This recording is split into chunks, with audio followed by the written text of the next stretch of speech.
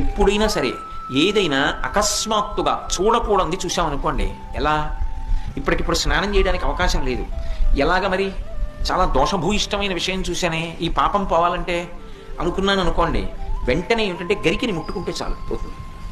తీవ్రమైనటువంటి పీడకలు వచ్చిందనుకోండి, ఆ పీడకల పరిహారం అవ్వాలనుకోండి ఏ అభిషేకమో చేయించుకోవాలి. శక్తి లేదనుకోండి, మీరు అన్ని పూజలు చేయించుకున్నట్టే. స్నానం చేసి ఒకసారి గరికని ముట్టుకుంటే చాలు, స్నానం చేయకపోయినా చెప్పులు ఇప్పి గరికను ఒకసారి ముట్టుకుంటే చాలు.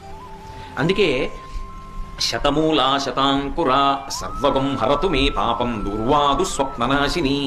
ఓ శతమూలా శతాంకురా, నువ్వు అనేకమైన వేర్లతో ముందుకెడుతుంటావు, అటువంటి అంకురా నిన్ను ముట్టుకుంటున్నాను. దీనివల్ల ఏమవుతోంది?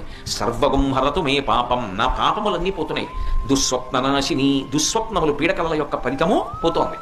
అటువంటి గరిక విఘ్నేశ్వరుడి పాదముల మీద వేసి తీసి కళ్ళకద్దుకుని తల మీద పెట్టుకున్నారనుకోండి, విఘ్నములన్నింటినీ కూడా తీసేస్తారు.